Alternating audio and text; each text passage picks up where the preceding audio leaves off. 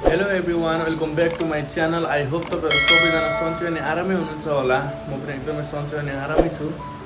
अनि आज चाहिँ यतिखेर टक्क दिउँसोको भनौँ होइन, बिहान भनौँ कि दिउँसो भनौँ 12 बजिसकेको छ, 1 बज्न लागिसक्यो।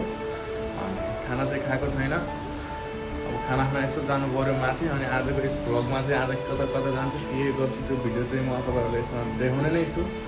अनि खानासाना खाएर चाहिँ टक्क एकछिन रेस्ट गरेर कपाल पनि धेरै लामो भइसक्यो, कपाल काट्नु पऱ्यो। यो बोका जस्तो बोकाको दारी पनि काट्नु पऱ्यो होइन। अनि धेरै दिनपछि भ्लग चाहिँ हालेको थिएन, कन्टिन्यू भ्लग हाल्न पाएको छैन। अब त्यस्तै भएर हो, अब चाहिँ कन्टिन्यू भ्लग हाल्ने चाहिँ कोसिस गरिरहेको छु म।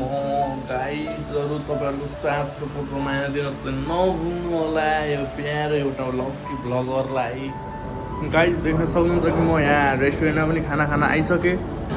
अनि यहाँको रेस्टुरेन्ट चाहिँ एकदमै ब्युटिफुल छ, एकदमै राम्रो रेस्टुरेन्ट हो होइन, नेपालीको रेस्टुरेन्ट हो। अनि यो रेस्टुरेन्ट चाहिँ फेनोपिम सिटी, कम्बोडिया फेनोपिम सिटी ओल्ड दरबार स्काई रेस्टुरेन्ट। यहाँ चाहिँ एकदमै मिठो खाना पाउँछ अनि नेपाली फुडहरू पनि पाउँछ। कम्बोडियामा नेपाली फुड चाहिँ धेरै जस्तो खाना पाउँदैन, तर यहाँ चाहिँ नेपाली रेस्टुरेन्ट छ। तपाईँहरूलाई म देखाउने नै छु यहाँको भ्यूहरू। किचनको सेप हाम्रो चाहिँ यो दाइ पनि नेपाली हो होइन।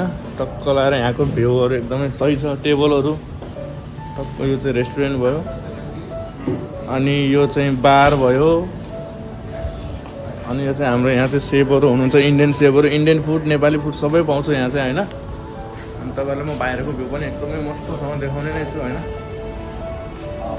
बाहिरको भ्यू चाहिँ हेर्नु एकदमै राम्रो, बाहिरको भ्यू टक्क लगाएर हो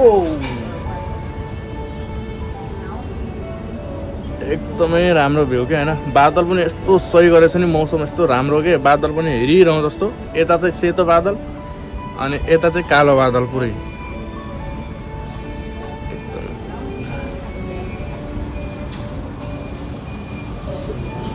यो भ्यू हेर्दाखेरि चाहिँ मनै खुसी भएर आउँछ कि एकदमै दामी होइन। अनि टेबलहरू पनि यहाँ चाहिँ डाइनिङ टेबलहरू टक्क लगाएर पार्टी सार्टी गर्ने भएपछि अनि त्यही हो। अब एकछिनमा खानासाना खाएर चाहिँ अब बाहिर निस्किनु पर्ला गाइज। अब खाना पनि आउँदैछ, टक्क लगाएर खाना पनि आइसक्यो होइन। टक्क लगाएर फ्रेस खाना, हेल्दी फुड। यता खुर्सानी, यता लेमन राइस, यो चाहिँ मसरुम, अनि टक्क नेपाली स्टाइलमा दाल। टक्क नेपाली खाना आयो होइन। ल गाइज खाना पनि खाएर आइसक्यो होइन। एकदमै मिठो थियो खाना होइन। टक्क लगाएर राजमाको दाल, मसरुम होइन, टक्क राइस, एकदमै के नेपाली स्टाइलकै सेम घरमा बनाएको जस्तै खाना होइन। एकदमै मिठो खाना। अनि खाएर पनि रुममा पनि आइसकेँ म। अनि आजको दिन चाहिँ एकदमै झोर भइरहेको, एकदमै झ्याउ लागिरहेको, खै किन एक्लै भएर पनि होला होइन। अनि नुहाउनुमा पनि ठ्याक्कै 6 दिन 6.5 दिन भयो यार। यस्तो टाउको चिलाइरहेको क्या, चाया पऱ्यो त होला धेरै। देखा आपने लापरवाही का नतीजा है। म फेरि एकदम सरसफाइ राख्छु। 6-7 दिन नहुन्जेलसम्म त म अगाडि नुहाउन्न के। त्यही छ कि फेरि मेरो प्रब्लम। फेरि एकदमै सरसफाइ गर्छु क्या म त। फेरि अब एक लट सुत्दिनु पऱ्यो गाई चाहिँ, यस्तो मजाले सुत्दिन्छु।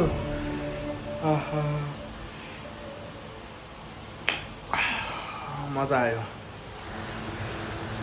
कौन है ये लोग, कहाँ से आते हैं? अब चाहिँ कपाल काट्न जानुपर्ने हुन्छ होइन। टक्क लगाएर यहाँ फेरि कपाल काटेको पनि क्या होइन, $3 होइन। अनि पछि $3 चाहिँ यस्तो कपाल काट्दैन। अनि भिआइपी भन्ने हुन्छ क्या, भिआइपीमा फेरि $6-7 अब कसले पे गर्छ होइन। $3 कपाल काट्ने नै हो भनेपछि अनि $3 त्यो चाहिँ म चाहिँ भिआइपीमा जाँदैन, $3 काट्छु होइन। अनि पछि मेरो फेरि लकअप यहाँ छ क्या, टक्क पैसा तसँग पैसा मसँग। यो जति पनि पैसा छ नि, यो चाहिँ धेरै पैसा छैन क्या। नेपालतिर यस्तै अब 1000-1000 को नोट भइदिनु कस्तो पावर हुँदैन। अब यहाँ फेरि 20,000 को नोट छ, 10,000 को नोट छ, 500 को नोट, 1000 को नोट छ होइन। तर कति भनेपछि योमा टोटल होला $6-7 होला। $3 को कपाल काट्ने भइगयो, $3 को पानी खाने, यताउता जुस खाने, नास्ता खाने हुन्छ $3। हेर्दाखेरि चाहिँ यस्तो देखिन्छ क्या आमामा, नेपाल पठायो भने 1 लाखै होला जस्तो देखिन्छ। गाइज म चाहिँ कपाल काट्न जान्छु तपाईँलाई देखाउँछु होइन कस्तो कपाल काट्ने रहेछ भनेर कपाल काट्ने पनि हान्ने रहेछ क्या फेरि टक्क लाएर होइन मेरो रुम यता माथि अनि टक्कै हाँड निस्क्यो होइन अनि पछि अब कपाल काट्न फेरि हान्ने रहेछ फेरि टक्कलाई हाँड नजिकै छ के बस 15 पाइला हिँड्यो अनि कपाल काट्ने सब आइगयो म फेरि भिआइपीमा जाँदैन नि त त्यस्तो भिआइपी मान्छे पनि होइन होइन अनि त्यो भएर चाहिँ अब सस्तो मस्तोमा टक्क च्याट्ट चुट्ट परेर हिँड्ने बानी छ चप्पल पनि हेर्नु न मैं गरीब हूँ 700 को चप्पल हो 700 को फेरि कपाल काट्ने ठाउँमा पनि आइयो देख्न सक्नुहुन्छ टक्क कपाल काट्ने ठाउँ Hey brother, how are you? How are you? No, YouTube vlog. Vlog. अरे बाबरे लाएर कपाल पनि काट्दिउँ होइन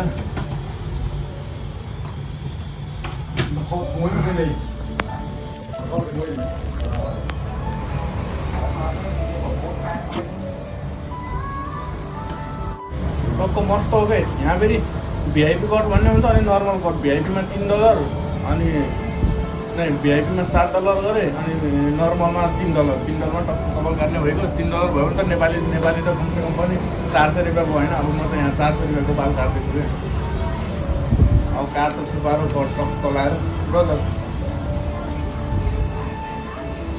नो ओके मनले हम करें तो करें क्या 1 0 okay -0 then maintain okay English पनि यस्तो फुक्रा बोल्न आउँछ मलाई त फेरि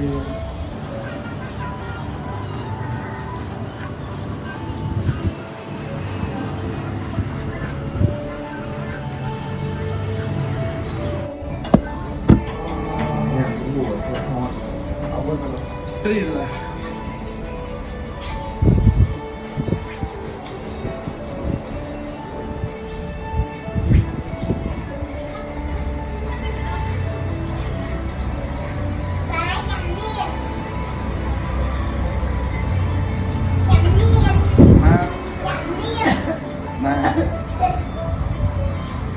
Thank you.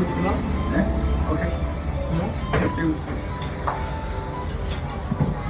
गाइजहरू रुम पनि आइपुग्यो होइन यहाँनिर छ नि त अब तलै हो कपाल काट्ने ठाउँ पनि तलै हो अनि मेरो रुम पनि माथि नै छ त्यही भएर म चाहिँ रुममा पुगिसकेँ छिटै नै पुगिसकेँ 2 मिनटको बाटो 1 मिनटको बाटो हो अनि बाल पनि काटिहाल्यो फाइनल्ली होइन अब चाहिँ नुहाउनु पर्ने हुन्छ किनकि शरीरभरि यहाँ बाल छ नि त काटेको अनि त्यसले गर्दाखेरि चाहिँ यहाँ चुकिराख क्या यस्तो चिलाइराख अनि